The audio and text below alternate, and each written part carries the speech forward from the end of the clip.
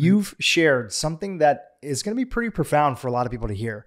And that is that the current generation, and maybe you can clarify what generation you're talking about, this is the first generation where it will be optional as to whether or not you end up getting Alzheimer's disease. That's like a pretty bold statement. Unpack that for us. Yeah, great point. And always great to talk to you, Dhru. Thanks so much for having me. This is an exciting time. Things are changing rapidly with things like new tests and like this. We understand this disease much better than we did even 5 years ago. So the point is that with what we know now, anyone who doesn't have symptoms, so anyone who's in the prevention mode or in the very earliest changes, is part of the group that will now have, it'll now be optional. That is to say, if you're in your 30s, 40s, or even 50s or 60s, or even into your early 70s, but you have no symptoms yet. Now, to be fair, if you're in late stage already, we don't see people who are at MoCA scores of 0. We can see them get better, but we haven't seen them get all the way back to a perfect score of 30, which is our goal, to understand how do we do that. But the great news is, for my daughter's generation, they're both in their 30s now, as an example. They're the first generation that in your generation would be included in there as well. You don't have to fear this disease. Whereas for my generation, this was the biggest fear, as you know, healthcare-wise. It passed cancer about 12, 15 years ago as being the number one concern. Losing your ability to think and to memorize and to interact with your fellow man. That has unfortunately been the number one concern health-wise for my generation. But you guys and the people, who are younger, you really don't have to worry about this as long as you get evaluated, get on active prevention. And we recommend anyone who's 40 or over get on active prevention. You can find out now whether you're in the earliest throes with some nice blood tests, and you can say, okay, this is not a worry because I can now head off the descent into dementia, because dementia is really the fourth and final phase of cognitive decline. So you've actually got a long period that works up to that. And during that time, you can get evaluated, you can determine what's driving the process, and you can reverse this. And no question, we see it again and again and again, as we did in our clinical trial, with people getting better. Let's talk about that clinical trial. Yep. And what was the age of the participants that were part of that clinical trial? Yeah. So the clinical trial, people were from 55 to 75. So a little bit older than the generation you're talking about, your daughter, yes. My generation, we're in our 40s. Probably a lot of people that are watching us today on YouTube, they're in that age range. And so how was the trial set up? And give us some of the takeaways of what you found out from doing the trial. Yeah, great point. And to be fair, we can do much better even than the trial. The idea was the trial we set up for later stages, for mild cognitive impairment, which is the third of 4 stages, and for early dementia, which is the 4th. So preceding that, you have a period where you're asymptomatic, but you can already pick it up on PET scan or spinal fluid or now these blood tests. Then you have a second phase that lasts about 10 years, which is called SCI, subjective cognitive impairment. Virtually 100% in those first 2 groups can do great and that they won't have to worry. The SCI people reverse beautifully. The MCI, most of them, and in our trial, we took people only with MCI or with early stage dementia. And those people, 84% of them actually showed improvement. Now, not just that they didn't get much worse. Of course, the drug trials we've heard about are not making people better. They're not making people stable. But what they do is when the people decline, they decline slightly slower. In one, it's 27%. In one, it was 32%. In one, it was 36%. So these are relatively modest slowing of the decline. Whereas in our trial, we actually saw people get better. And we've now had people who are on this approach for over a decade and who have sustained their improvement. So it's a huge difference. Why isn't that front page news? Why aren't more people talking about a different approach to Alzheimer's? Yeah, this is such a good point. And I think it's the crux of the issue. Why isn't functional medicine front page news in every newspaper in the country? Hey, we're now able to do something about lupus and rheumatoid arthritis and insulin resistance and diabetes and cognitive decline and other neurodegenerative conditions and even some cancers. Why isn't that? And I think it's because medicine has not been ready for that change. Medicine is stuck in a 20th century model in which you make a diagnosis and then you treat with a drug or with surgery. It's a monotherapeutic world. And it's the way that I was trained in medical school way back in the 1970s. So we're looking for the one thing that's causing Alzheimer's. And if we find the one cause, then traditionally in conventional medicine, we're going to find the one hopeful solution. And that's when you read about these big blockbuster drugs that we're spending billions of dollars on, and that could potentially bankrupt our economy if everybody was on it who had Alzheimer's. That's really what they're trying to do. They're looking for this one specific issue and this one specific cause. It's such a good point because this has been the model, the idea. And this goes back to Koch's postulates, of course. 1890, these were published. And what he showed was in diseases like tuberculosis, you could actually isolate an organism. You could then re-inoculate it and give an animal model a disease. You could then re-isolate. So the idea was one pathogen, one disease. Mycobacterium TB, you get tuberculosis. Boom. Now what's happened is we're running into situations where Koch's postulates are not being fulfilled. A great example. Recently, a beautiful research showed that multiple sclerosis often follows Epstein-Barr virus. So it looks like Epstein-Barr virus is a critical factor in developing multiple sclerosis. Okay, but here's the problem. Let's take 1,000 people at random. 940 of us will have been exposed to Epstein-Barr. Most of us have been exposed to it, but only one out of that 940 will develop MS. So this goes way beyond Koch's postulates. Something's missing. You don't just give them Epstein-Barr and they get MS. There's not this one-to-one correlation that there was with TB.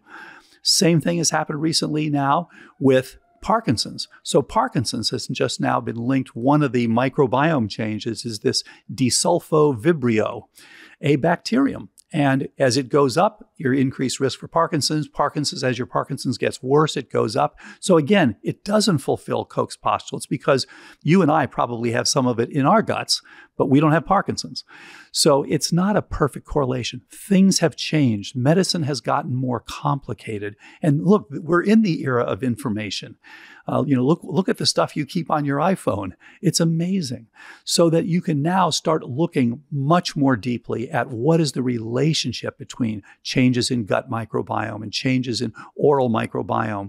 So as Mark Hyman often says, you're looking at all this, the whole list of things, as he says, all these different points. You're taking out the bad stuff, you're putting in the good stuff. And what we see coming directly from the laboratory and looking at people with cognitive decline is that you can literally go from the test tube to the human being. And what you see is not a silver bullet, but silver buckshot. These diseases of neurodegeneration turn out to be network insufficiencies. You have these amazing networks that do things like help you remember or help stabilize your movements, which is the one that goes awry in Parkinson's, or give you the power, which is the one that goes awry in ALS. And each one of these is a beautiful network that has its own supply and its own demand. And when you are chronically too low on the supply or too high on the demand, then you're going to get these, whether it's Alzheimer's, whether it's macular degeneration, Parkinson's, ALS, frontotemporal dementia, Lewy body, just go right down the list. These are network insufficiencies. So for the first time, we're beginning to understand what these networks are, what it takes to supply them, what it takes to prevent the deficiencies, and how to do something about them, not waiting, as you said earlier. To really drive that idea home, can you give us an analogy that might be something that people could follow along with when it comes to the idea of network insufficiencies, right? Whether it be a city or something that you could say that is an analogy, because that is so clear to me. Yes. And I think there might be some people that are listening today that are like, okay, I think I kind of got it, but I don't fully. Is there an analogy that you have that can support that? Yeah, it's a great point. And let's take it's a little bit like a country. I mean, your brain is actually much more complicated than a country, but let's take it as an example. So you've got a country and you've got a president of your country. And in fact, amyloid precursor protein, APP, which is at the heart of Alzheimer's, is a little bit like your president. It's making decisions. So you're sitting there and you're the president and you're saying, okay, how are we doing? Is inflation a problem? No, we're in good shape. We're doing well. We don't have a deficit. We're not being invaded. We don't have a lot of pollution. Okay, I'm going to suggest that we grow. We interact with more places. And this is exactly what your brain's doing. It's now making new synapses. It's making and maintaining synapses and memory. Now, what happened in early 2020? Well, we were told, oh my gosh, there's a pandemic. We've got this new virus around, SARS-CoV-2. And what were we told? Okay, we now are being invaded. In this case, we've got this new pathogen. So we're going to pull back. We're going to socially isolate. We're going to not go to work. And what happens? The whole country goes into a recession. This is exactly what your brain is doing. It is literally making a choice. And this is what we found in the lab all those years ago, where we were seeing that APP can go in two different directions. If you remove trophic factors, if you induce any sort of insults, then it literally changes from a constructive mode to a protective and downsizing mode. It literally is changing the mode of your signaling in your brain. So it's saying, okay, I'm not going to be able to keep 500 trillion synapses, which is amazing that we have so many and you really have a wonderful supercomputer in your brain. But it's now going to say, okay, Dhru, you're going to be able to live, but you're going to have to live with fewer synapses. Okay, well, if you know what's driving that, then you can do something about it. And that's the problem, that when we go to these centers of excellence, they don't ask what the problem is. They just say, oh, you have Alzheimer's disease, so we're going to give you this drug that doesn't work. To even build on top of that, on this idea of network inefficiencies or network insufficiencies. Right? Yeah. Even a step further is that you could be looking at a country, for example, and say, this country is on the brink of war, civil war. Yeah. And at the top level, it may look like it's just, politicians fighting with each other. But if you dig a little bit deeper, you may see, okay, they're not paying attention to the middle class and supporting the middle class. They're not protecting, we're recording this in San Francisco. We're not protecting small business owners from being shoplifted. There's, the DMV is super backed up. All these different areas add up to a state of the country, the network, not being able to operate in a way that it needs to run, a civil society. Yep. And when all that backlog builds up, obviously this is just me just creating a fictitious situation, you then have all sorts of ramifications. So the same thing is happening in the body, where traditionally we're looking for that amyloid plaque buildup. And that's the reason why we have Alzheimer's. Yeah. I think for the first time, you're starting to see mainstream medicine pull a little bit back from that. Right. But you're saying that there's a whole bunch of other things. It's not just the amyloid plaque. Right. And actually the amyloid plaque could actually be a self-defense mechanism that the body's doing.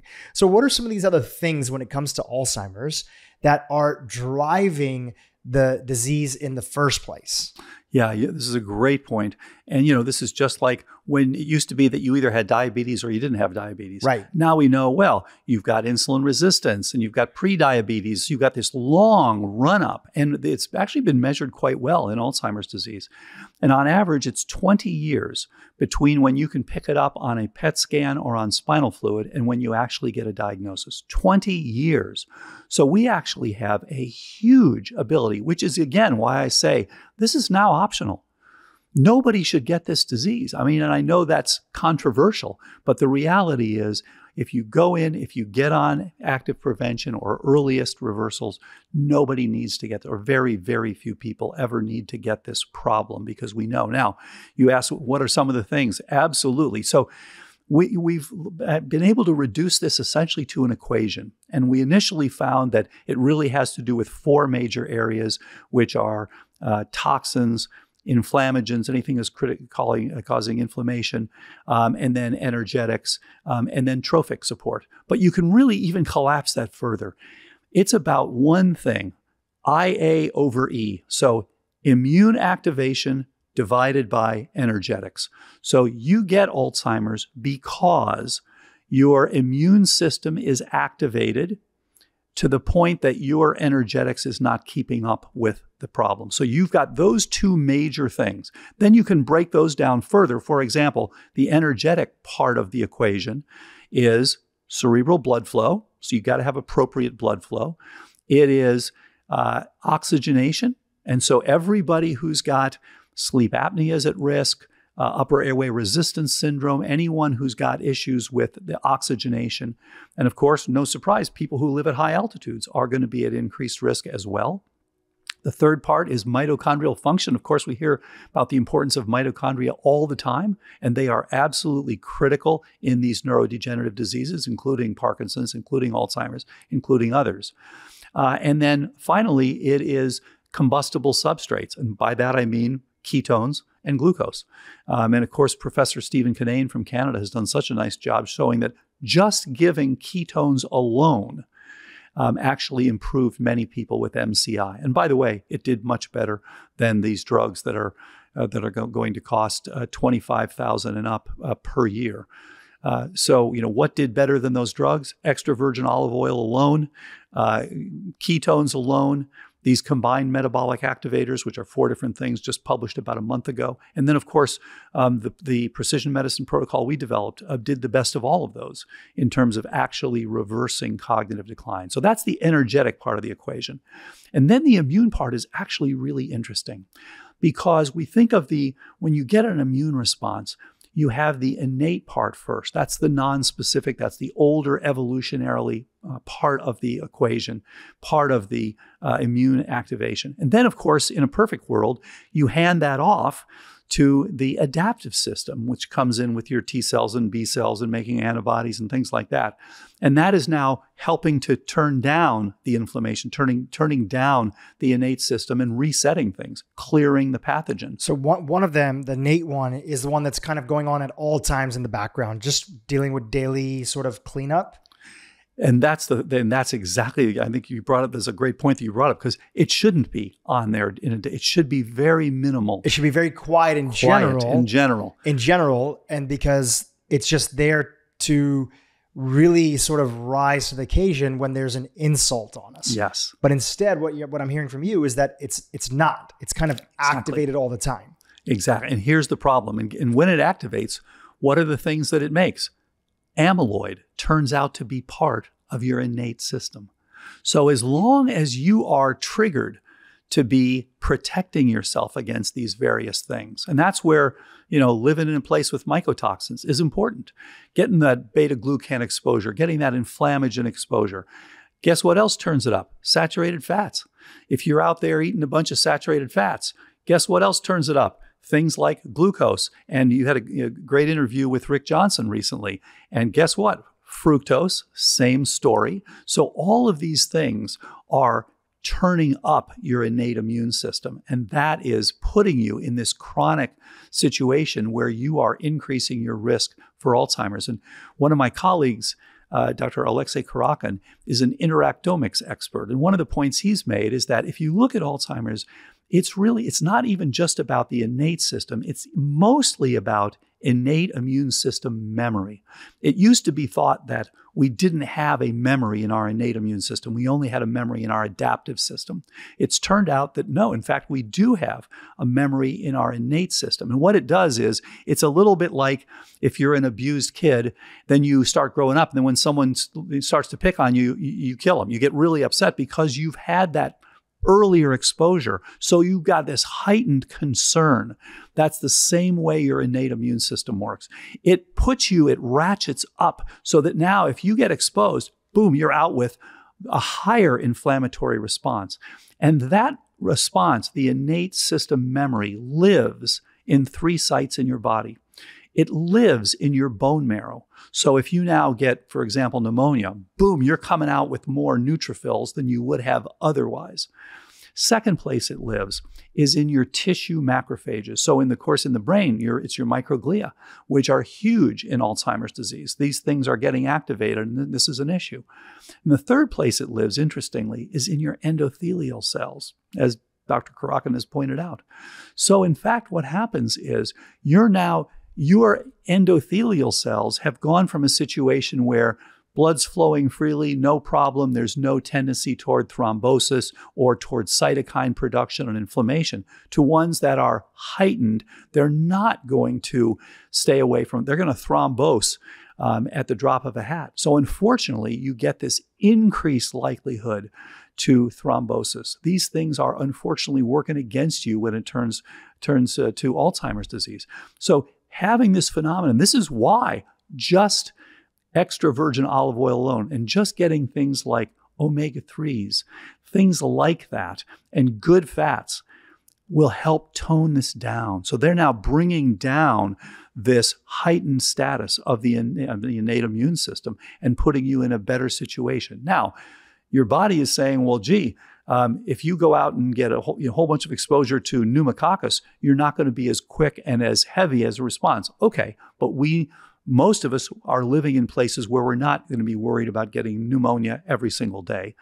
And so we're doing pretty well. Now, the same thing comes back with ApoE4.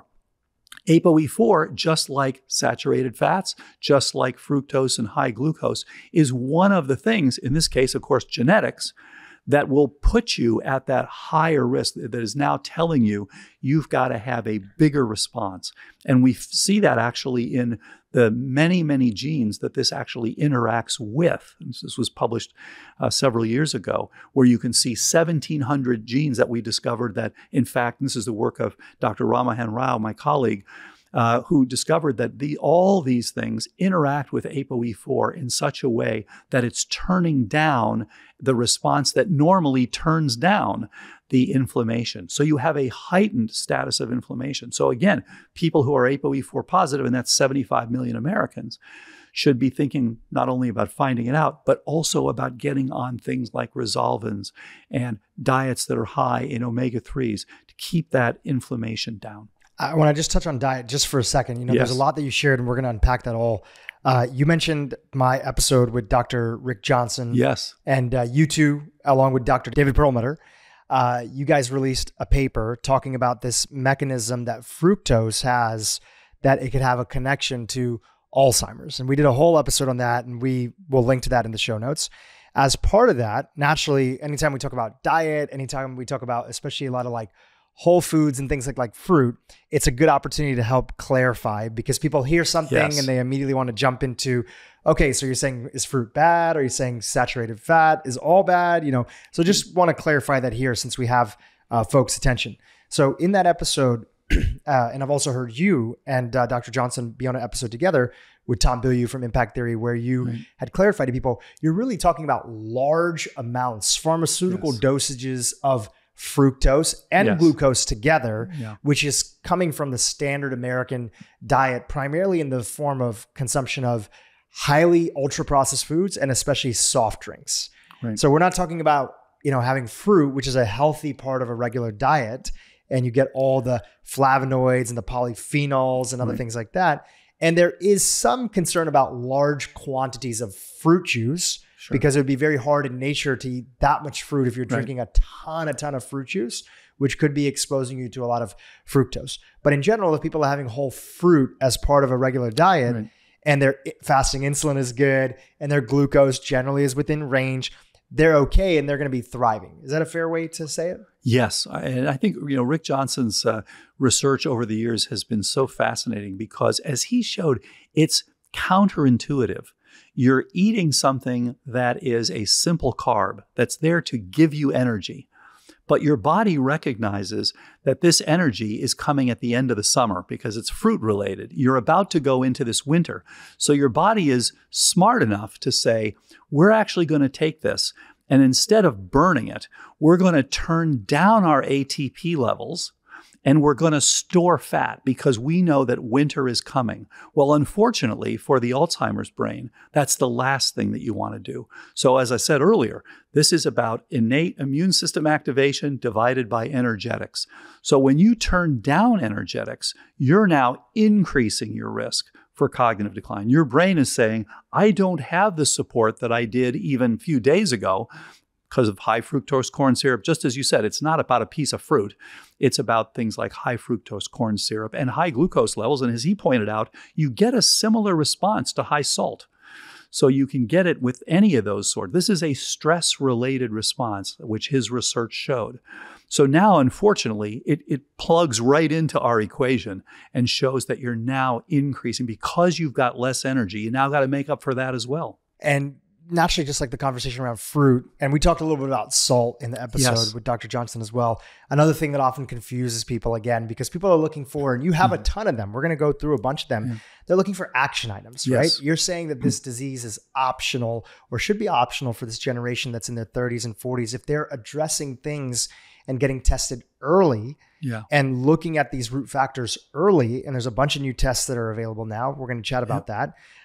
So people are naturally thinking, okay, well, is avoiding saturated fat completely part of this thing that Dr. Dale Bredesen is saying as part of our reducing our prevention? So let's talk about saturated fat just for a second. It is from my understanding of some of the research that's out there, we're talking about large concentrations, again, similar to how we're talking about fructose of saturated fat and even maybe potentially added saturated fat inside of the diet. Is that your understanding of it? Yeah. So again, we come back to the fact that the human body, unfortunately, when it gets chronic illness, it doesn't get the symptoms until relatively late in the course, just as we were talking about with Alzheimer's disease. You go a long time before you know, oh my gosh, I've got kidney failure, or I've got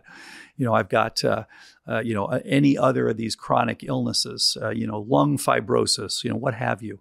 So the point here is that you want to optimize your biochemistry so that you know that you're not going down year in, year out. And so you want to know, for example, your omega-6 to omega-3 ratio, your arachidonic acid, AA to EPA ratio is another good one. And then, of course, it's good to know where you stand with your ApoB. It's good to know where you stand with your LDL particle number. All these kind of tell you, back to the network. Is your network working well? So I don't worry if people are in the kind of 800 to 1200 for their LDL particle number. I don't worry about that. If you've got a normal, ApoB, et cetera, that's all good. But and so those people, no problem, they can have some saturated fats. We'd like to make it so that you don't have a lot of inflammatory. Of course, omega-6 is not a saturated fat, but you can change your ratios and get into a pro-inflammatory state, either because you've ingested a lot of saturated fats, or because you have a high omega-6 to omega-3 ratio. Typical American has a ratio of like 15 to 1. We'd really like to see it more like 1 to 1 up to 4 to 1 or 5 to 1, not 15 to 1 as so many people have. In the ratio. As a ratio. Yeah. And luckily there's some pretty low cost tests that are out there, like Omega Quant for like $99. You can get your ratio done and get a whole breakdown. Exactly. Yeah. So so again, these things are all, it's not that they're good or bad. Right. It's that you want to look at them in the context of how things are going. And for the context for saturated fat, is that for the same things that impact cardiovascular health? You're worried about them impacting the brain? Like what is the connection? Like I get LDL, right? And I get the ApoB in the context of cardiovascular health. And we talked a little bit about that on this podcast. I've had my own personal cardiologist kind of review my numbers with everybody because I'm one of those individuals, which I understand that it's about 20% of the population that they have familial hypercholesterolemia. And so even if I make changes in my diet, which I've done, my ApoB is quite high and it's very hard to bring it down. Okay. And in my LDL also too.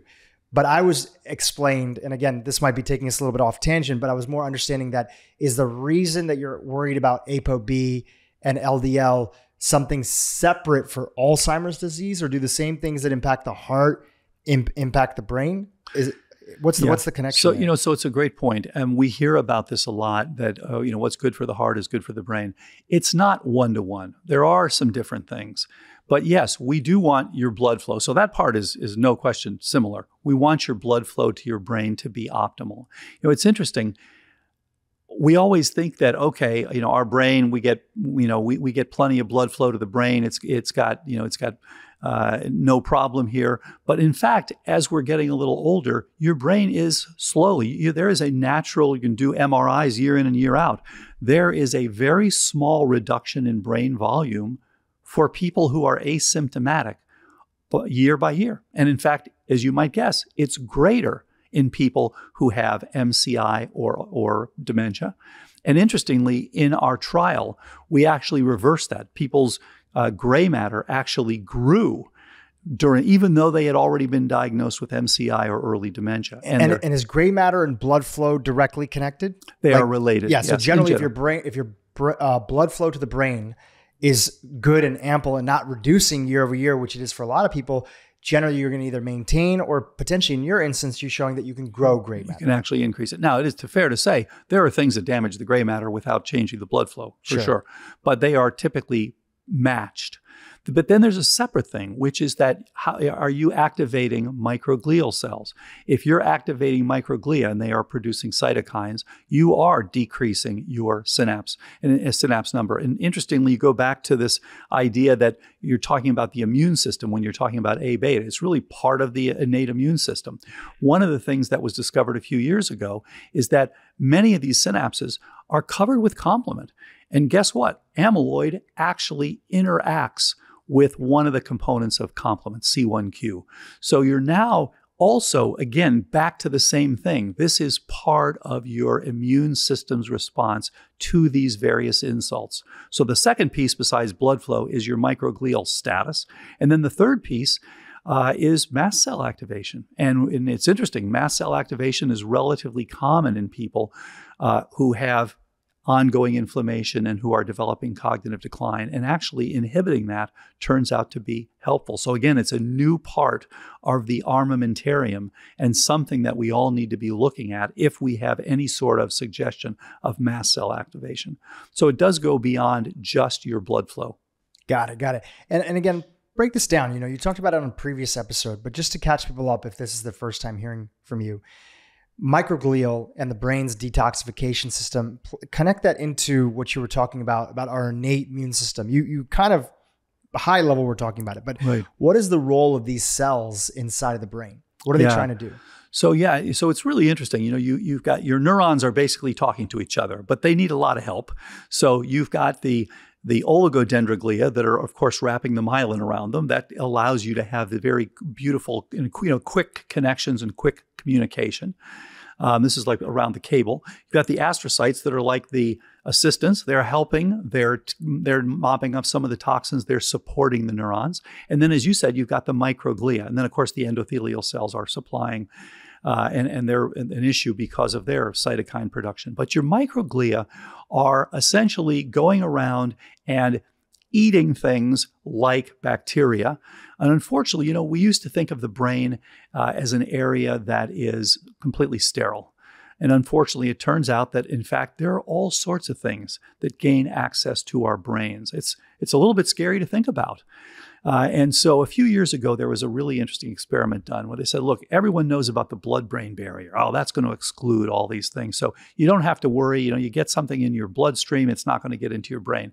So they actually took laboratory animals and injected them with some candida organisms and just said, let's see how many days, weeks, or months it takes these things to get into the brain, to cross that uncrossable blood-brain barrier.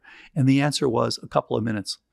So the candida gained access to the brain within a few minutes. And what was the response of the brain? It was what looks like early Alzheimer's disease. Wow. So it's back to, yes, this is part, as you said a few minutes ago, it's part of your protection. You're saying, I can't focus right now on growing and maintaining synapses. I got to focus on protecting myself. And it comes right back to the analogy that you and I talked about earlier, the country that is now suddenly being invaded, where it's got to focus its resources on the invaders, not on building new bridges and making new colleagues and things like that. So big difference. And the microglia are a critical part of that. Now, very interesting thought about microglia. Several years ago, two different institutes said, okay, we've solved the problem for Alzheimer's. One of them said, all we have to do is turn down the microglia because they're the ones that are making all these cytokines and destroying the brain in Alzheimer's. We turn them down, everything's going to be great. The other one says, we got the answer to Alzheimer's. All we have to do is turn up the microglia because the microglia are there. They're going to eat up all that amyloid. They're going to clear that all out. Everything's going to be great. And that's the problem. Everybody wanted to do the simple idea that they're only good or bad. No, they're both. They are there to help you. They're not trying to give you Alzheimer's disease, but they're fighting the insults. And when they're fighting those insults, soldiers are dying on the field there. And unfortunately, that includes your neurons, that includes loss of your synapses and things like that. So these things are making, they're hyperactivated. They are making cytokines. They are damaging the brain, but they're also trying to clean up the problems, just as you said. So we've got to therefore get rid of the insults, tone down the insults, tone down the response initially, and then figure out what those insults are and get rid of them, and increase the energetics. That is the formula for improving people with cognitive decline and, of course, preventing it to begin with. If you had to your best knowledge of what's available today, and of course, as you've mentioned before, even what has been discovered in the last 5 years is a much better understanding. So things will probably change slightly. Sure. But based on your work so far, the trials that you guys have done, you have one ongoing right now that I believe that you're recruiting for or in the process of recruiting for. Yeah.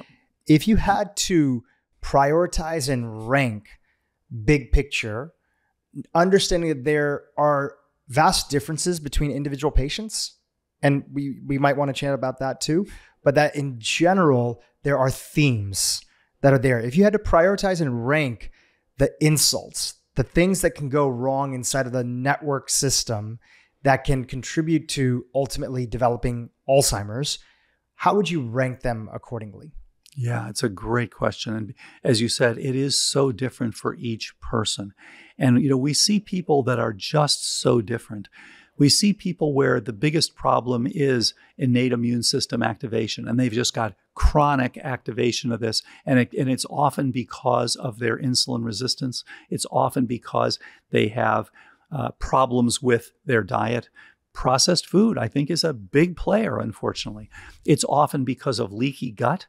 And, it's sad for me to say it. It's often because of mycotoxins. And which just for those that are not familiar, these are the toxins that mold secrete. Yes. Whether it be in the home, in some instances, mold can, from my understanding from our conversation last time, can kind of take up sort of housing inside of the body. Yeah. And produce these toxins as a way to defend their territory. Yeah. And those toxins are damaging to our cells, but most importantly, our mitochondria. Yeah. And, I think Dr. Richie Shoemaker did a tremendous job years ago where he called attention to this and said, hey, there are all these problems, and he was really looking more at peripheral problems, things like rashes and lung changes and fatigue and things like that. But he did point out, and some of these people get Parkinson's, and he pointed out that this was related to exposure to these toxins made by molds. And I think it was a brilliant finding. And, I think he deserves, every major award for that, for figuring that out and studying it. And he's really shown us epigenetic changes and what are the things that are critical for this. And it's really spawned a whole new field. But the problem has been that the standard of care does not even recognize this as that a cause. And mycotoxins could be an issue. No. And in fact, I've read a few places where people would write about this and say how ridiculous it is that people would say that these things are contributors. Well, anyone who's taken care of patients and measured them and seen the patients improve as you lower them realizes, of course, it is, and it makes perfect theoretical sense, because these are, when you want to have an inflammatory response, one of the best things you can do is expose people to molds and things like beta glucans. These are things that unfortunately give you that problem. And by the way, again, hate to say it, but it's the truth, things that are adjuvants. So you get boosters and vaccines and things like that. As we know, it's not black and white. You should or you shouldn't. We have people who are anti-vaxxers and people who are pro-vaxxers, and they're equally vehement. But the reality is there are positives and negatives, as we all know. And we see that People who are getting boosters may get Guillain-Barré syndrome, may have other inflammatory responses, may have myocarditis. And of course, they may unfortunately have responses. And we do see people sometimes whose cognition declines after it has been improving because they get this adjuvant where they're now getting their innate immune system activated once again. So I think, as you asked, the common things are, on the inflammatory side, it's things like a processed food and leaky gut. Sometimes it's oral microbiome changes. Sometimes periodontitis is an issue. And it is, unfortunately, exposure to these biotoxins that happens a lot. And then on the energetic side, it is sleep apnea is a common one. And people who don't realize they're dropping their oxygenation when they sleep at night. And then it's people who kind of let themselves get out of shape. This is one of the reasons I think that I'm so interested in EWOT, exercise with oxygen therapy, and also these KATSU bands, things that will improve your ability to deliver oxygenated and substrate-containing blood to the far reaches of your brain. What's happening is you're not delivering it to the far reaches that you were before. And so just stepping that up is helping many people. So pausing there for 1 second, just to kind of give people a little bit of a lay of the land. Yeah. So you have a group of clinicians, I think you said now it's 2,000, that you have trained in your approach, your protocol, your methodology. You've written about this. The last book was called The First Survivors of Alzheimer's. Right. You would tell people, hey, we all know a survivor of breast cancer or other cancers that are out there, but we don't know a survivor of Alzheimer's. Well, the first survivors are now there, and they've worked with, clinicians that are part of this larger network that you've trained in your methodology, the Bredesen protocol, and they've gotten very tactical care, personalized care, not looking for one situation, one specific thing that's causing their Alzheimer's, but rather a whole list of things that are possible. And then you find out what is causing that patient's particular situation. As you mentioned, it could be a lot of things. It could be gingivitis that's inside of the teeth and the oral microbiome that is now crossing the blood-brain barrier, and that is ending up in the brain, and that contributes to it. Mold, you mentioned mold. Yeah. Being insulin resistant and having a diet that's super high in ultra-processed foods and carbohydrates, which usually goes along with obesity. There's a lot of different things that you just mentioned, but essentially these clinicians that are part of this larger network that you've trained, they would be sitting down, they would be doing an evaluation with the patient, getting a chance to really understand through blood work. And there's some new ones that are out there. We'll chat about that. Blood work, memory testing as well. Right. Is there any advanced imaging that they're also doing as well, or it depends on the situation? Yeah, absolutely. So it depends on the situation. If you're completely asymptomatic, you don't have to have an MRI. If you are symptomatic, you should definitely have, or if you're concerned, if you've got this in your family, for example, which is a common issue, then you want to make sure to include an MRI with volumetrics. The volumetrics in very, very little addition to the cost and huge amount in terms of the actual data. So you can see what your hippocampal volume is. You can see what your parietal lobe volume is. You can see what your temporal lobe volume is, things like that. So critical. And then for some people, you'll also want to have a PET scan. Less and less need for PET scan and for spinal taps now that we have better and better blood tests. So you can kind of look at what's going on in the brain without actually having to do these very expensive PET scans and these, and these spinal taps that none of us wants a spinal tap.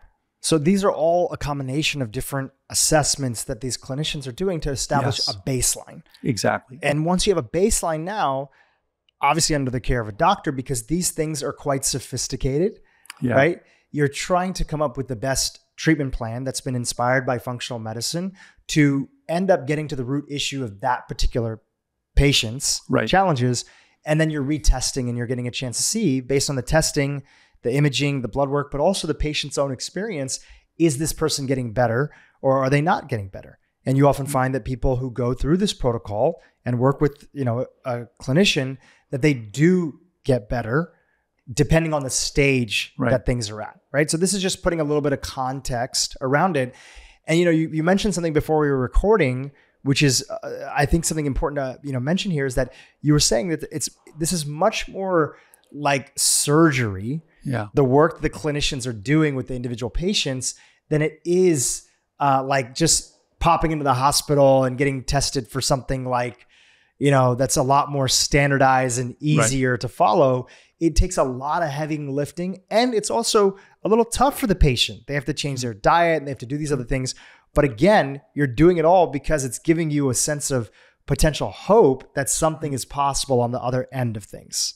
Yes. And, we've seen some amazing stories. So we've seen people go from MoCA scores of 18. And can you explain a MoCA score? Yeah. So Montreal Cognitive Assessment, a simple test just takes about 12 minutes or so. And of course, we have more sensitive tests like CNS vital signs, but MoCA scores are classic. They were actually first set up to deal with MCI patients. And so you go from 0 to 30, and, most people, you should be 28, 29, or 30. And if you've got MCI, you're going to be down 27, 26, all the way down to about 21 or so. In the 19 to 22, you may have dementia already, or you may have late MCI. We saw people go from 18, that's demented, to 30, perfect scores. So it's amazing. Now, we saw other people go from 21 to 23. So we don't see everyone improve dramatically, but we see people who can improve dramatically. We've seen people go from 0 to 9. Now, that's not back to 30, but they can dress themselves again and they can speak again and do all sorts of things. So as you said, it is much more like surgery. That's been the really interesting thing for me, that people have a huge armamentarium. And it's back to some really serious internal medicine to look at, okay, what is this network? How can I improve that? Because ultimately, you are trying to improve network function. And you are trying to get people to have their synapses functioning once again. And if they're fairly far along, they may have lost many neurons as well, not just their synapses, but the neurons themselves. So it may be harder to rebuild. Whereas for some people, if they mainly have chemical functional changes without anatomical changes, they may do very well. And so there are people who are really good at this and who are getting almost all their patients to do better. And then there are some who aren't getting such good results. As you mentioned, we've trained about 2,000. 6 of the ones that are really fantastic are all working on this trial that's just started now. So very excited about that. And this is Hollywood, Florida, with Craig Tanio. Who's been on this podcast before. Great guy. Yeah, great guy. And he's getting some really exciting results. Very excited about what Craig is doing. And then Dr. David Hasse in Nashville, also getting some excellent results. Dr. Nate Bergman in Cleveland, Ohio, just outside of Cleveland, which is Rocky River for everyone who knows Cleveland. And the reason I mention these locations is because you should be within 1 hour drive of these locations to be part of this trial. And we are actively looking for people for the trial right now. And then also Sacramento, and it's right outside of Sacramento, Folsom, which is where Dr. Christine Burke is. Then Dr. Kat Toops, who's in the East Bay out in Pleasanton. And then Dr. Ann Hathaway, who is in San Rafael, just outside of San Francisco in Marin County. So 6 absolutely fantastic physicians who all have had very good success with their patients.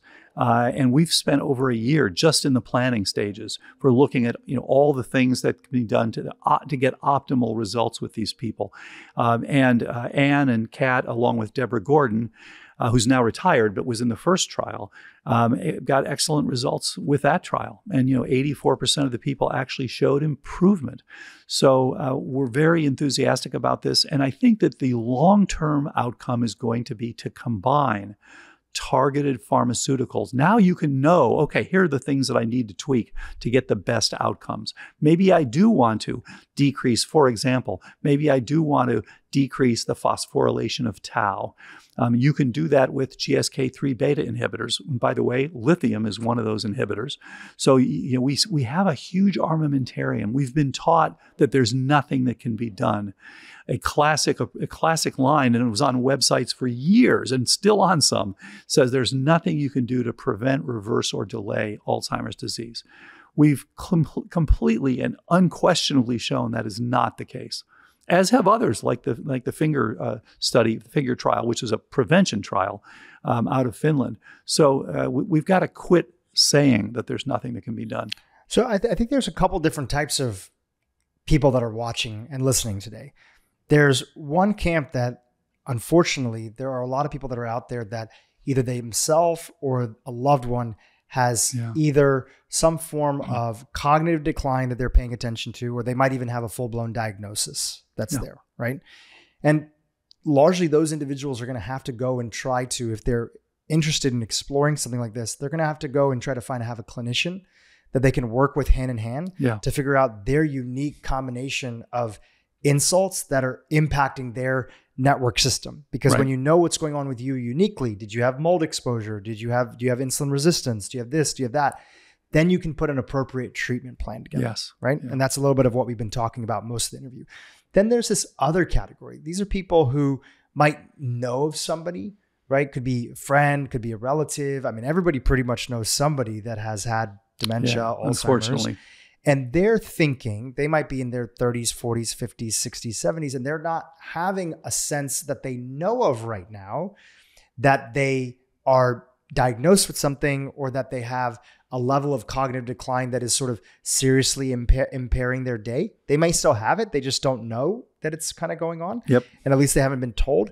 And they're looking for, what are the things that I can do to, at least based on your experience, especially if I don't have access to one of these clinicians, what are the things that I could be doing today that could be potentially reducing my risk of developing Alzheimer's?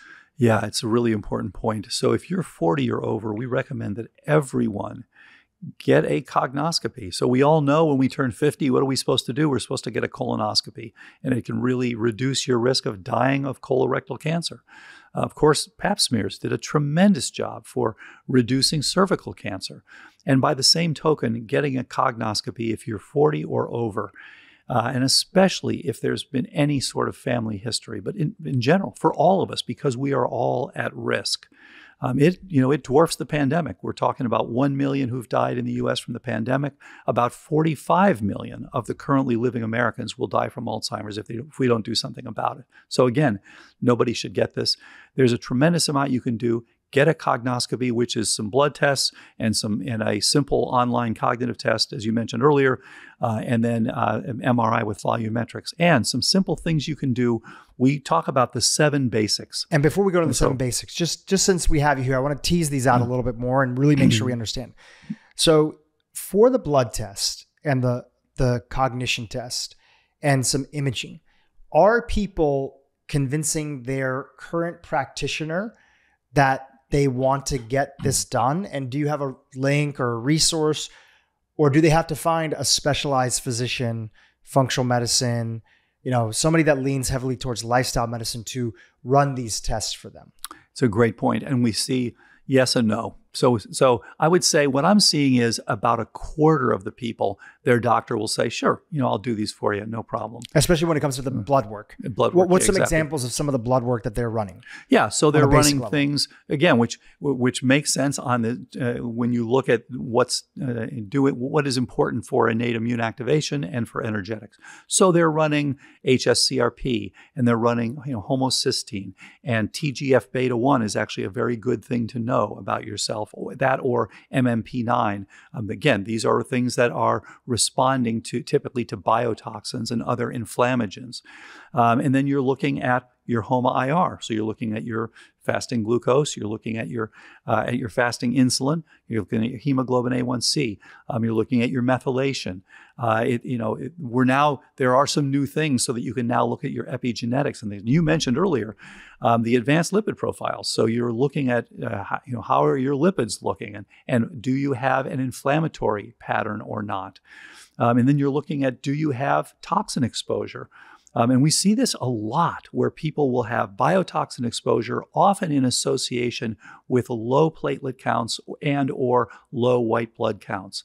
And this is something that Dr. Joe Pizzorno has pointed out many times in the past, that many of us are exposed to toxins. And one of the things that we see and that we don't often pick up as physicians is that people will have often low white counts and or low platelet counts. And it's telling you there's something that is interfering with these. And what would fall into the category of biotoxins, right? Yeah. What are some of the things that people have probably heard about on this podcast? Like what exposure would they have had? What kind of toxins are we talking about? Great point. So if you go back, the toxins that cause cognitive decline are break down into 3 groups. There's the inorganics, and that's air pollution and mercury and things like that, heavy metals, because actually not only does amyloid, not only is it part of your innate immune system, it is a metal binding protein, actually quite tightly. So it binds zinc and copper extremely well. Secondly, organic toxins. So things like formaldehyde and glyphosate and toluene and things like that. But then thirdly, as you mentioned, biotoxins. And these are typically things made by molds, although there are other organisms that make biotoxins as well. But they're typically trichothecenes. Those are the ones that I worry about the most because these are made typically by Stachybotrys. So it's, the 5 big mold species that you worry about with these are Stachybotrys, Penicillium, Aspergillus, Chaetomium, and Wallemia. Those are the 5 typical bad guys. And they are making things like trichothecenes and ochratoxin A and gliotoxin and things like that actually turn out to impact your immune system. And the mold wants your immune system to be turned down so that it can live, so that it can stay there. And so it is trying to turn that down, unfortunately. And of course, your immune system is saying, no, I want to recognize this and I want to get rid of it. So these are ones that I am most concerned about. Yeah. The mold thing, I'm not a physician, I'm not a researcher, I'm not trained in any kind of classical way on any of these things. But from being in this world and kind of being somebody who knows people, I get a lot of friends that are asking me about mold because either they feel, I think the estimates by the World Health Organization are that 40% of buildings have some sort of toxic mold exposure that's there, right? That's just like the standard estimates that are there. And there's more and more people that have been talking about it. There's new tests that are available. People can test their urine and they see that this is an issue and they might feel that they have one of the symptoms, which is tough because mold can pretty much cause any kind of symptom that's out there. And I find that, mold is tricky in a sense that it's hard to identify in the home. There's like a whole debates on this topic. Yeah. I'm sure you know all about it because most mold that people are looking for, you're not looking for moldy food. Obviously, nobody should be consuming moldy food. You're looking for mold contamination from leaky faucets, pipes, drywall, construction, and often it's not visible. Yeah. It's not like you go into a room and you kind of, pull a little bit of paint off the wall and you have a bunch of black mold. Sometimes it's that. Yeah. Most often it's a lot more complicated. It's rotting wood. It's tough to find. And usually it's people who have had symptoms for a while and maybe hear a podcast like this and are like, maybe I should talk to a naturopathic doctor or a functional medicine doctor. And that's somebody who helps them kind of dig into it a little bit. So finding the mold in the house is tough in the first place. And then on top of that, especially if you're a homeowner, treating and deciding how to treat and remediate the mold is very tough too, because it could sometimes be so baked into the building that people are literally deciding, do they move? Do they stay? Right? Because it's difficult to remediate. All this to say that, I've found that it's very tricky to go down the mold rabbit hole, but that doesn't mean that people should not understand that it's a central part of cognitive decline for a lot of people.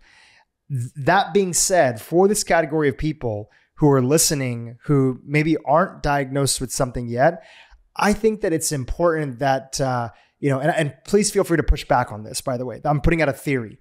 I think it's important to remind people that in addition to like good ventilation and air filtration in the home, which only does so much, making sure that people actively are working out, that they are doing strength training, that they're avoiding ultra processed foods, that they're working on becoming not insulin resistant anymore and cutting the amount of large pharmaceutical dosages of carbohydrates, because those things, even if there is mold exposure, they can't reverse it, but they can at least minimize the impact to the body, and that's a lot more in people's control than the topic sometimes I find as somebody who's in the space of mold can be so complicated to dig down.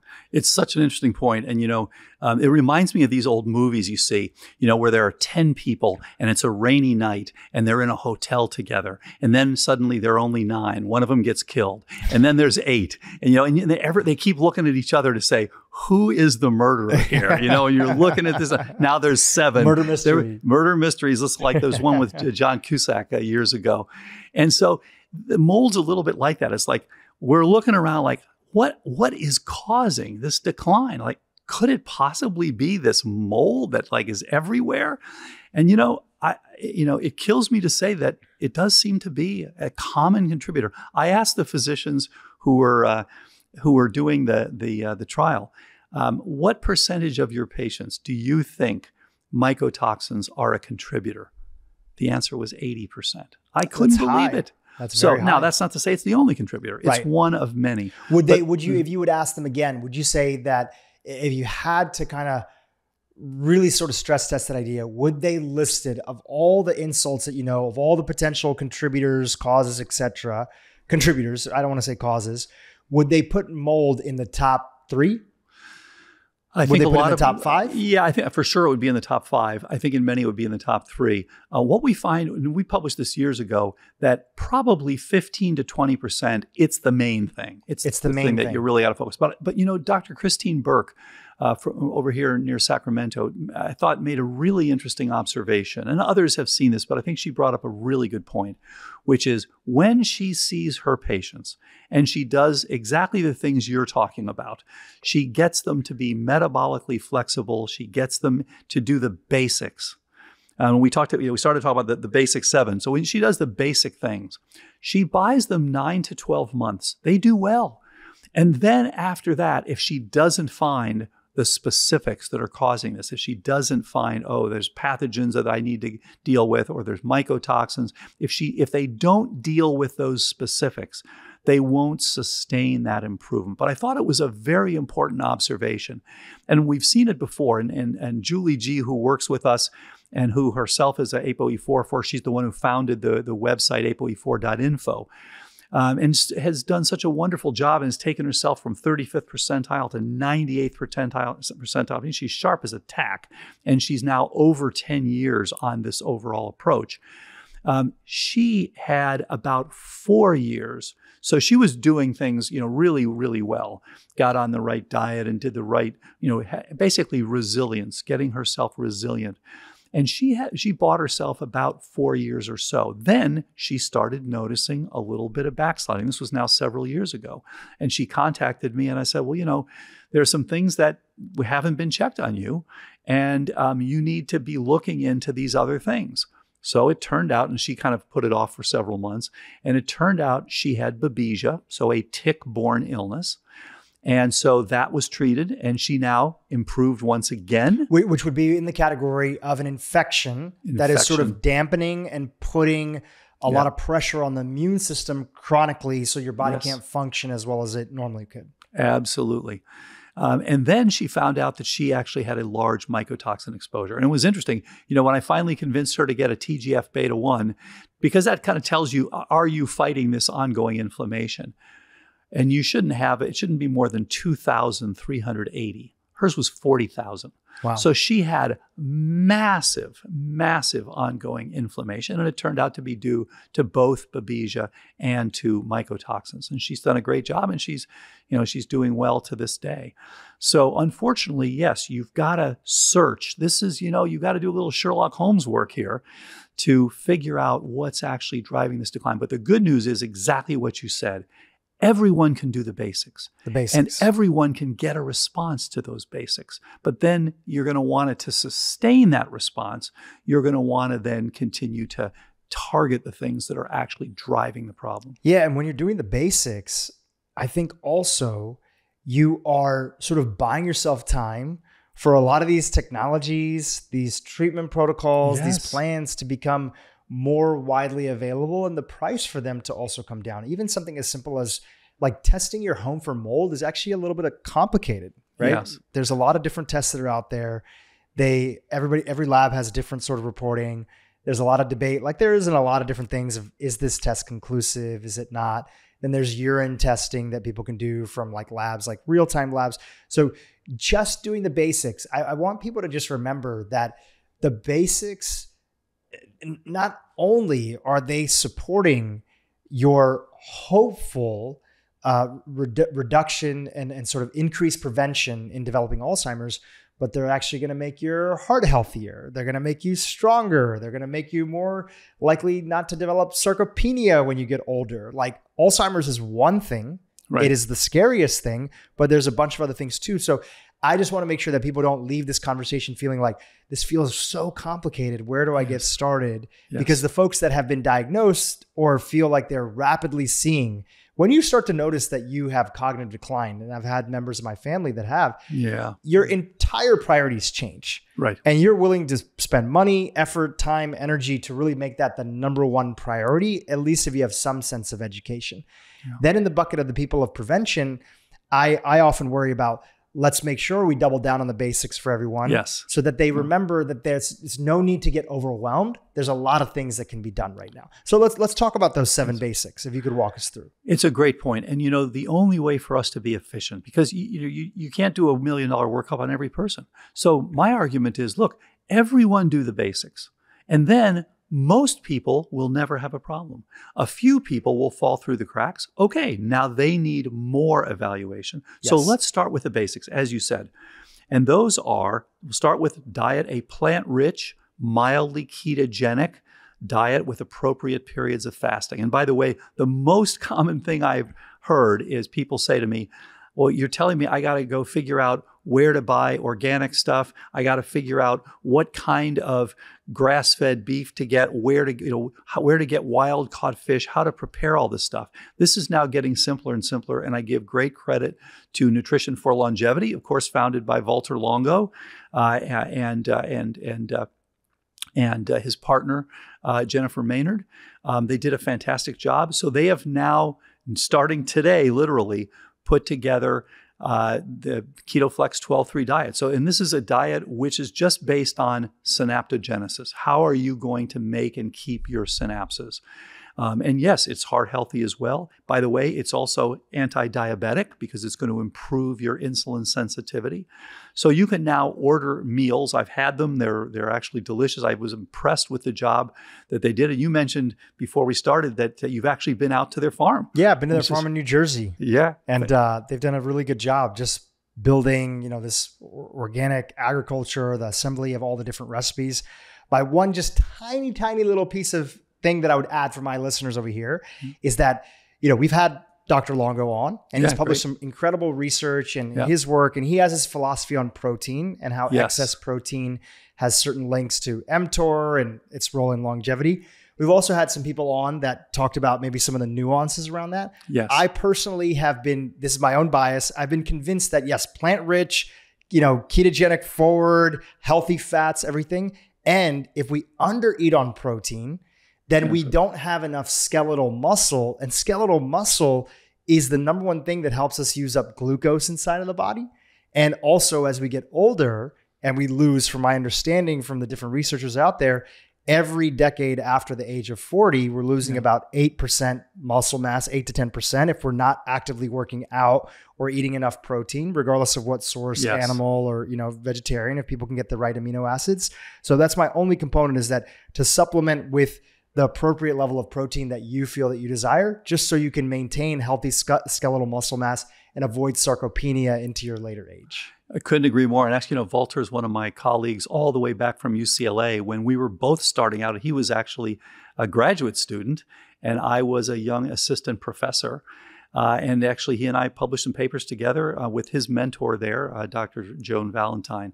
So really enjoyed Walter from his first days. And it was interesting to me. He was the grad student of all the ones I met over the years who knew from day one what he wanted to do, what experiments he wanted to do. Very impressive graduate student. So it's just great to see all the great work that Walter's doing. And I give great kudos to Nutrition for Longevity for coming out with KetoFlex 12-3. And as you mentioned, it's a different strategy. So I remember actually when I was when I was on the NIA Council, Walter came and presented to us at the NIH. And presented his idea, this was many years ago, presented his idea for what became this longevity-associated diet. And initially, they were using it for cancer-related things. And of course, it has a nice anti-neoplastic effect. And this is something that you do intermittently, whereas KetoFlex 12.3 is something that helps your brain every day. So it's a different strategy, and you can do both because you can do the intermittent work, for example, with fasting mimicking diet or with a longevity related diet, as well as doing this ketogenic, mildly ketogenic, plant rich. And yes, it absolutely has protein. There's a pescatarian option we have and a flexitarian option. So it does have grass-fed beef, and it does have chicken and all that sort of stuff. Oh, that's great. So that's fantastic. So it's got all these things, and we agree that you want to avoid sarcopenia at all costs. Would you say, are you familiar with the work of Dr. Chris Palmer at Harvard? Have you seen his work? I'm actually in the middle of reading his book right now. Brain Energy. Yes. Very interesting work. And, he makes a compelling case. And I know he's got data. I'm looking for that first big series to say, okay, we did this in X number of people, and here, what percentage actually got better? Right. But I agree with you. And actually, Rob Lustig was the one who told me what a wonderful book that was. Yeah. And so I got it, and I'm reading it right now. So I know you're in the middle of it, but potentially, he was a very popular guest on this podcast. He came on here when his book first launched. And, a lot of simpatico work. I actually think if you guys aren't in communication, happy to put you guys in communication.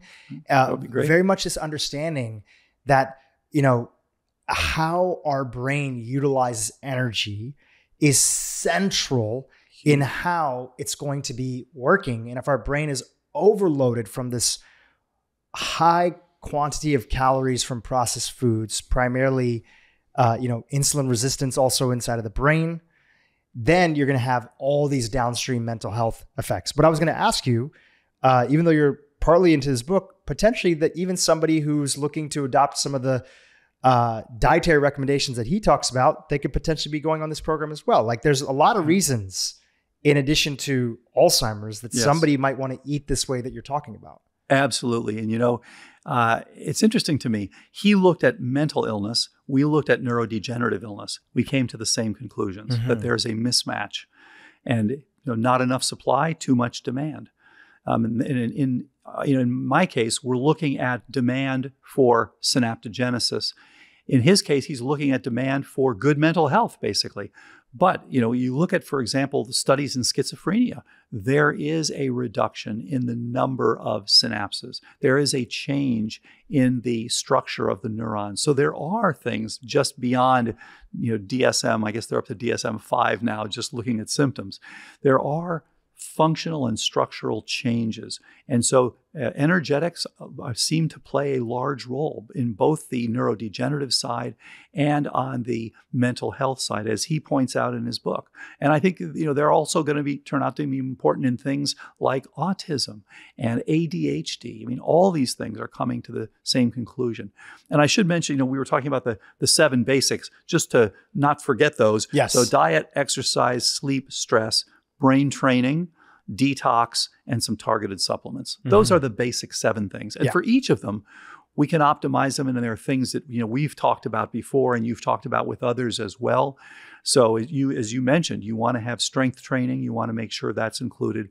As I mentioned earlier, I like EWOT because it's giving you that, not just the aerobic part, but it's also giving you perfusion with oxygenation. So I think that has tremendous opportunity. And where would somebody go if they wanted to learn more about that or do that practice? You can actually look up, there's a number of these. You can look up LiveO2, LIVEO2 as an example. That's one of them. There are others as well. And it's a facility that you go to? And so you can actually have them at home. Okay. Or you can go to facilities, and actually some clinics are now starting to put them in their clinics because they seem to be so it's a device. Helpful. Yeah. So what it's basically doing is you are pedaling a bike, and then you can use it with cross country if you want. But the typical story is you're pedaling a bike, but instead of being your typical Peloton, you're now pedaling a bike while you're breathing 100% oxygen. So it has similar effects to hyperbaric oxygen without the hyperbaric part of it. you're essentially you're using the exercise part of it to get the perfusion. And this all goes back to increasing blood flow and getting to the farthest regions of the brain. Exactly. If somebody had access to hyperbaric, is that something that you would recommend for people? Absolutely. Yeah, that's another way to go. That part doesn't give you the exercise part of it, right, but it does give you the increased atmospheric pressure. Now, some people have claustrophobia issues with that in some, and again, some of these things are huge, but in the small ones, some people can have some claustrophobic issues and others don't. So that's another way to go. It's EWOT. OT. So it's exercise with oxygen therapy. Okay, great. And Live O2 is one example. That's one example. We could put that in the show notes if people want to check it out. And there are others you kill out two there birds as with well. one stone. You're getting hyperoxygenation, but you're also getting a workout in. Absolutely. Is that how? Do you do it? Do you do it with like a bike? I've been doing it without the oxygen just because I haven't gotten to the point where that was a concern, and I'm just now looking into getting this because I think my age is getting advanced now, and I'm looking at adding that part of it. So I think it's a good idea. So going back to the basics, we covered the dietary component, really cleaning up the diet, getting off of ultra processed foods. And if people have room inside of their budget, you now have this partnership available with Nutrition for Longevity. And I should say you can look at ketoflex123.com. Ketoflex123. And I think it'll be fantastic for people, whether it's someone at home, someone at an assisted living facility, someone who's at an independent a group like the Villages, someone who's in a nursing home. For any of these people, it's a very simple way and much less expensive than going out for food. And in fact, in many cases, it's going to be less than going and finding all those things yourself and preparing it yourself. That's great. No, that's a great solution. We need more of those solutions out there. Also, another low-hanging fruit, because it goes back right into the work that you, Dr. David Perlmutter, Dr. Richard Johnson did, which is, people getting off of liquid forms of calories. If a lot of your calories are coming from liquid forms, primarily soda-sweetened beverages, sugar-sweetened beverages, that is immediately going to be a win because it's going to help your waistline, but it's also going to reduce this exposure to fructose, as well as the blood sugar roller coaster that comes from the glucose inside of it as well. Absolutely. So that's the dietary side. Yeah. We just want to touch on sleep because I think that more and more people now are putting like sleep number 2 or number 1 right up there with diet, right? Because of, and sleep is one of those things that the more that you learn about it, the more that you realize that chronic sleep issues are tied into so many different diseases that are out there. Yeah. Cancer exposure, Alzheimer's. You mentioned something the other day that was really interesting on Twitter. People who have restless leg syndrome are more likely to develop Alzheimer's because it seems that restless leg syndrome is something that disrupts your sleep quality. Yeah, absolutely. I found that very fascinating. So do you recommend that the first step on improving sleep is for people to get like an at-home sleep study? Or just even oxygenation. Even you can get an oximeter, put it on your finger. You can get an Apple Watch and wear that. You can get an Oura Ring now. You can even Fitbits and things like that. All of these will measure your oxygenation. In a perfect world, you'd have an SpO2, your oxygen saturation, that would remain 96 to 98% while you're sleeping at night. For many of us, it starts to drift down, and it can be from sleep apnea. It can be upper airway resistance syndrome. It can be for waking and sleeping. A lot of us will have bursts of adrenaline while we're sleeping, which interferes with deep sleep. You could spend hours, and I know Matthew Walker, professor over at Berkeley, has done a beautiful job with his book, Why We Sleep, and looking at all these issues because your ability to get that deep sleep is huge for detoxification for your brain. Your ability to get enough sleep and to get enough quality sleep, get enough REM sleep, all of these are different pieces that are critical. And so many of the things we do from, poor sleep hygiene, staying up too late, having exposure to EMFs all night, to watching TV late at night, getting activated. I know I am definitely guilty. I'll be doing emails late at night and then try to just shut down the email and go right to sleep, and it does not work very well. So we want to take some time to ease into sleep. We want to make sure that it's dark enough. We want to make sure that it's quiet enough. We want to make sure that we have enough sleep. So many of us, again, you're going to get more work done if you only get 4 hours of sleep a night.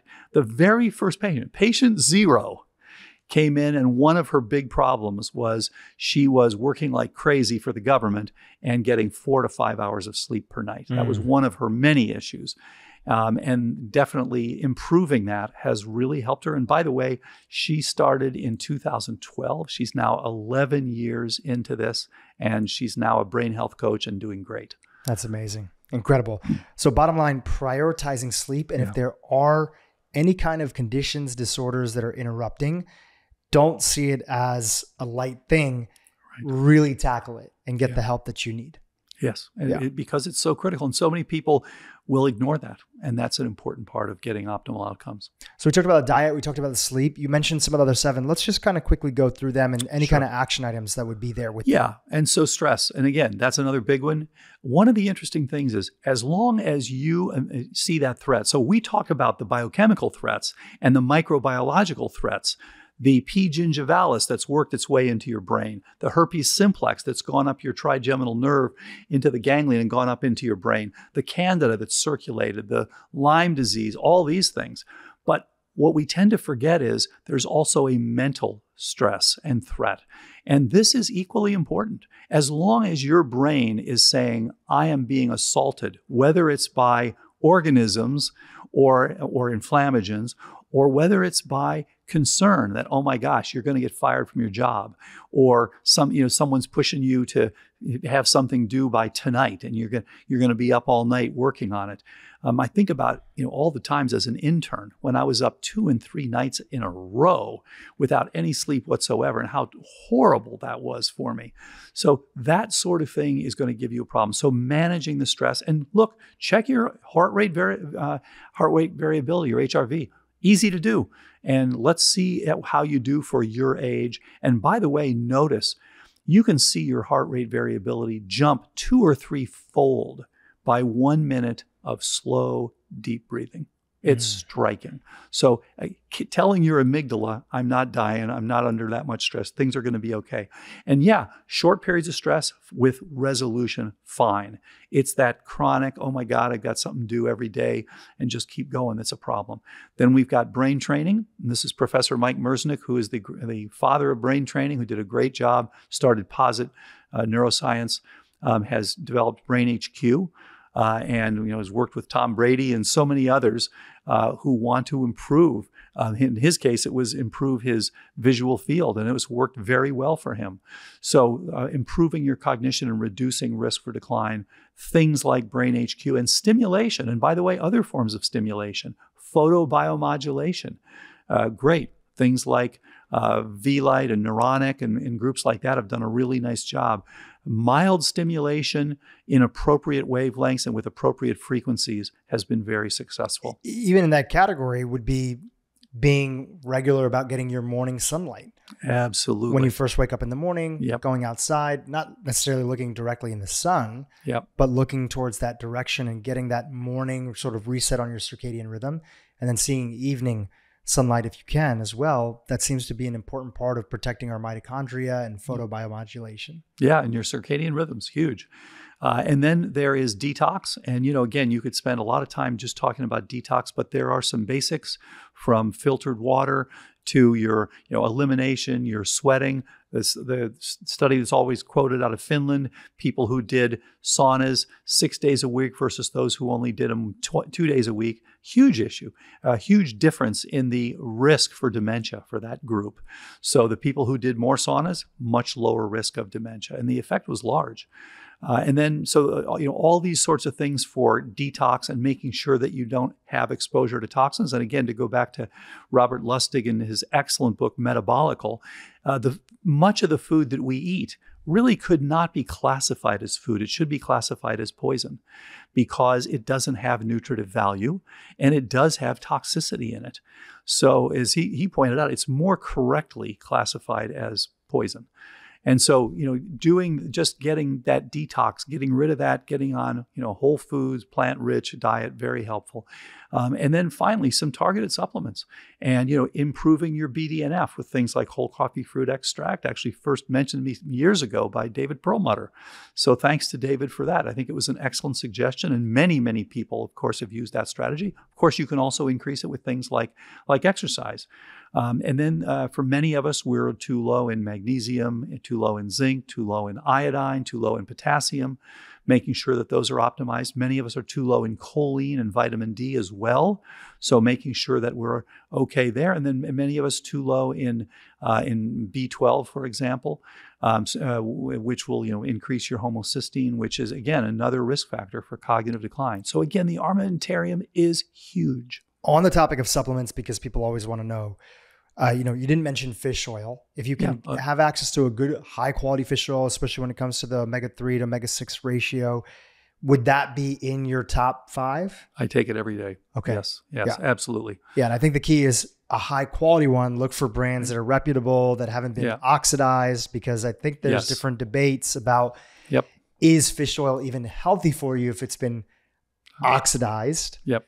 Which typically is going to be the lower quality fish oils that people are buying from like big box brands or, not reputable brands or things that are imported in from overseas that might not have the high standards that are out there. Absolutely. And so a good multivitamin that would cover a lot of the ones that you were mentioning. Yeah. Right? Yeah. Maybe you need to add a little bit of magnesium to get to the threshold. Yeah. And again, you can check your RBC magnesium. So again, you kind of want to make sure that you are in the right range and an optimal range. So those are the basics. And even for a lot of people, just getting good at that and mastering that, like that can be a whole life's work in itself. And it can be a life that will keep you from having cognitive decline till you're 100. I mean, that's our goal, is to make everyone get to 100 with good cognition. And you're right. Look, if we just optimize their energetics, get them so that they're doing good exercise and that they have insulin sensitivity and that they don't have chronic inflammation and don't have chronic stress, most people are going to do very well. And then the few people who begin to have symptoms, do not wait. Do not let your doctor tell you it's normal aging, because you don't have to have this with aging. Get in there, get evaluated, and then get optimized for those things. And that way, most people won't need a lot of evaluation. They can do some basics and do quite well. So we created both Precode for prevention of cognitive decline, which is a smaller program, and then Recode for people who actually have some degree of cognitive decline. So that it was for reversal of decline. And then the best of all, we can now get feedback. So you can look with with new blood tests you alluded to earlier. You can now look at your phospho-tau 181. Yeah, could you explain that? You mentioned that previously. What is phospho-tau? And when you're looking for it inside the bloodstream, like what are you sort of looking for that marker? What is it doing inside the body? Yeah, that's a great point. So what happens is we're now able more and more to look at the intracerebral pathophysiology with blood samples. And this is something, by the way, that Dr. Lee Hood was saying 25 years ago. We're going to be able to sample various organs with blood tests. And at the time, there really wasn't a good way to do that other than some simple things like, so-called liver function tests, looking at ALT and AST and things like that.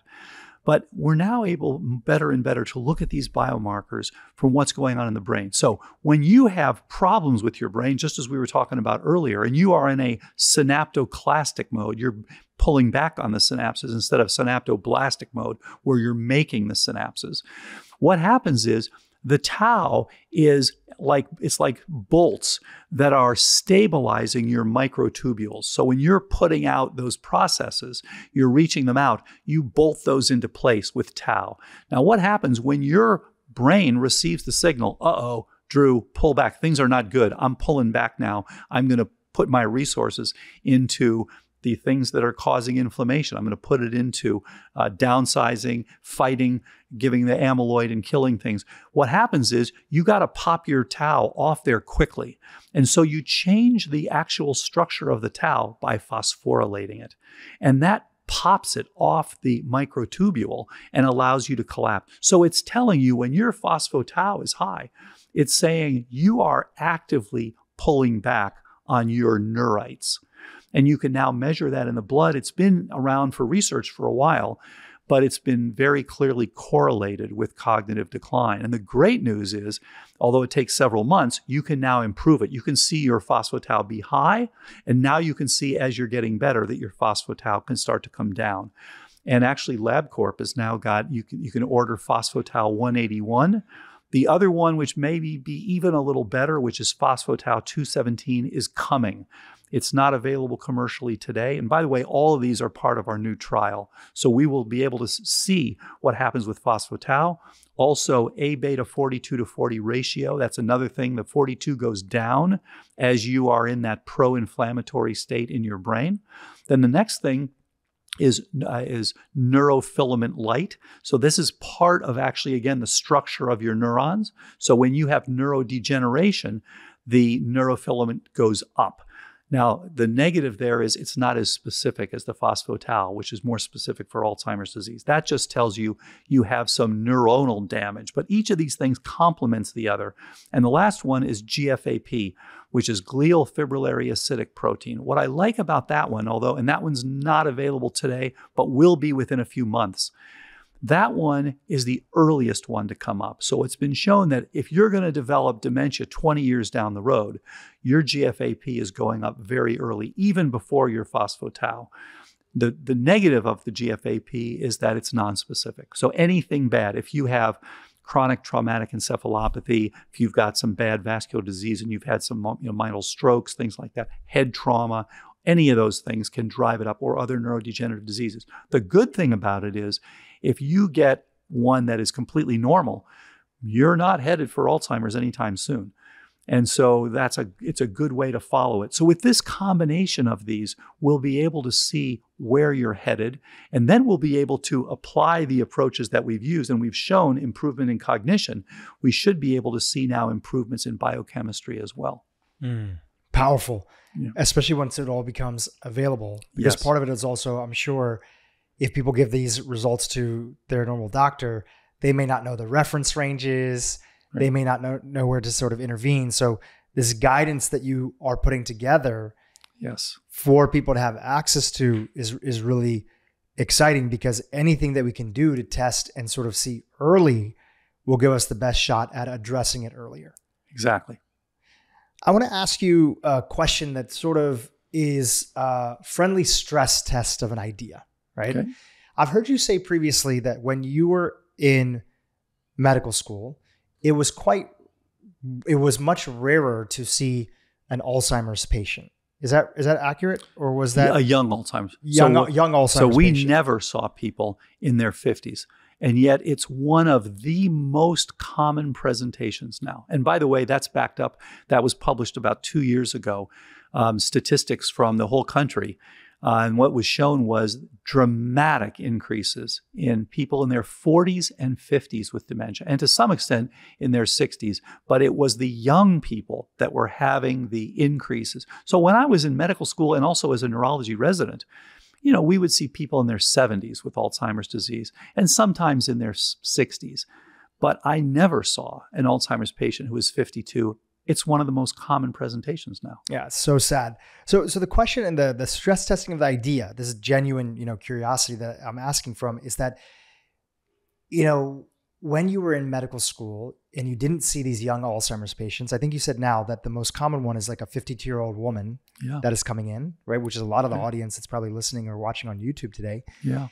People weren't doing everything perfectly back then. Right. So do you feel that it's just that the level of insults have increased so much that the body cannot cope? Because probably people were still eating a little bit of processed food. People were not obviously taking supplementation at that time, at least here, in America. We weren't seeing, people were probably a little bit more active and there was less obesity that was there. So what do you think happened so dramatically that now we're seeing young Alzheimer's patients? If people weren't doing everything perfectly back then that you talk about in sort of the 7 basics. Yeah, it's such a good point. And I've wondered about this. What has changed so dramatically? And I think it's fair to say that if you follow that curve with type 2 diabetes and with obesity. Again, Robert Lustig has done a great job with following this and looking to see what has changed in our society. And I think a lot of things that were enacted in the 60s and 70s. I remember, when I was in medical school, not only were we not seeing people who were, who had Alzheimer's who were young, but we were getting introduced to SnackWells and we were getting introduced to all these low-fat things. It was a different world. It was, hey, we can now have a low-fat diet.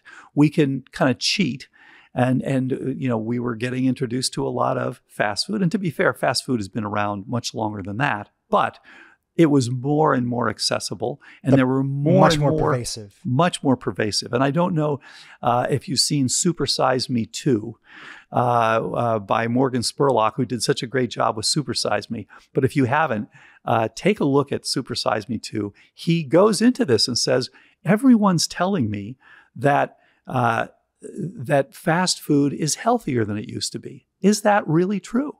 And he goes around and shows, no, it's not true. What they've done is put a health halo around it. It's the first time I'd heard the term health halo. You put some green stuff around the stuff that is killing you in the middle, and then you say, this must be better for you. But it's not. And so he ends up opening a chicken fast food restaurant that is honest, that says, this chicken that we're selling you is going to kill you. It's terrible. And yet people eat it. It's amazing. So anyway, interesting documentary. And I think he did a great job. And I do think that that's part of the answer. But when we've seen these people who are in their 50s, who are the very young people developing Alzheimer's, and even into their 40s, they typically are people who have large toxic burdens. So just a few examples. One of them was in the World Trade Center cloud and developed this a few years later. And then, by the way, developed a World Trade Center associated cancer shortly thereafter. So it was pretty clear that she had really been affected by the major toxic exposure of the World Trade Center cloud. Another one had been in a place where they burned paraffin candles 24/7 and just had massive, massive exposure. And you could see it in her blood work. Other ones have had major mycotoxin exposure. Others have had chronic tick-borne illnesses. And along those lines, I say Dr. Richard Horowitz has done a great job and has shown that dapsone is something that's quite promising because it has this interesting combination. It's a medication. It's a medication. So dapsone is currently used for leprosy. And as he's pointed out, he's been using it in patients who have tick-borne illnesses and shown that it actually does seem to help cognition. And there's a very interesting paper where they showed people who were being treated for leprosy, where they included dapsone, had much better cognition than those where they didn't include the dapsone. Very interesting, much lower risk for cognitive decline.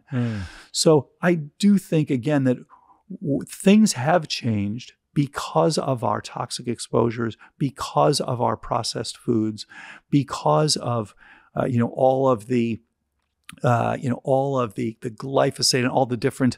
And I don't want to just point the finger at that one. There are others, but the way that we're treating this stuff, unfortunately, we are living a more toxic lifestyle than we lived 50 years ago. And I think that that's part of what your show and your approach is changing, and you and Mark and so many others, Jeffrey Bland and Sarah Gottfried and David Perlmutter and all these people who are sounding the alarm bell and saying, hey, what everyone has been told is okay and what we've assumed is okay is killing us. It is. We're seeing cognitive decline in people we never saw it before. Scary, but also hopeful, because there's so much more awareness of the 360 approach. Advancements in one area add to the work, and people build on each other. Just like the paper that you published with Richard Johnson that we referenced to earlier. All these things are kind of coming together, and the momentum is building, and the solutions that can help people make it easier, like you creating these meals together with Nutrition for Longevity, because we need those. We were chatting about this earlier, but we're not going to go back to this romanticized time where we all live in these tribes and we're cooking together and having dinner every night. We can wish and we can hope, and that might be accessible for some families, but it's going to be through the advent of some sort of modern technology and the resources that we have, and using things like our phone to order healthier meals.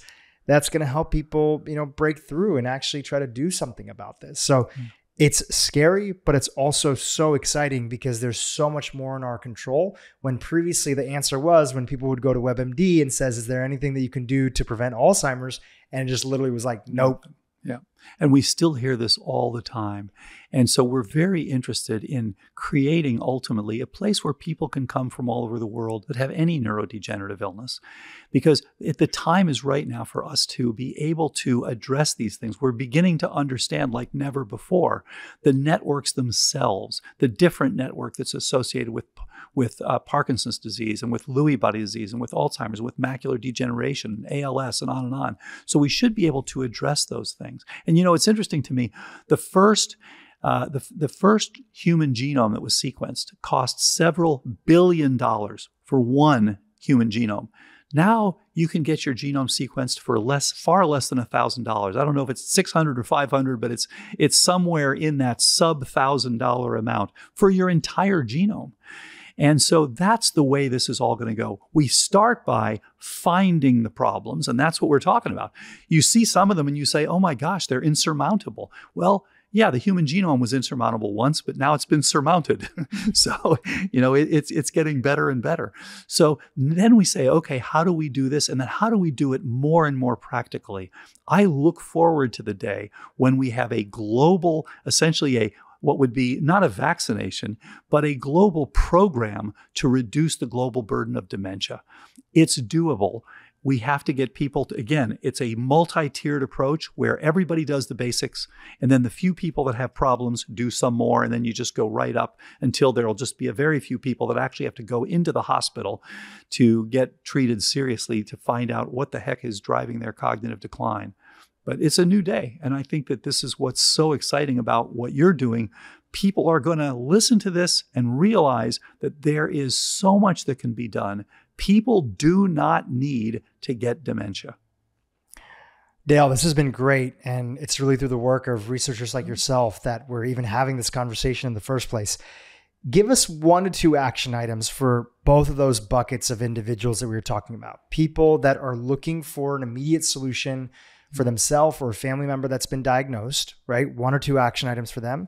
And then 1 or 2 action items, could even be something that you shared before, that is a good next step for people that are in the bucket of looking for generally wanting to reduce their risk of developing Alzheimer's in the first place.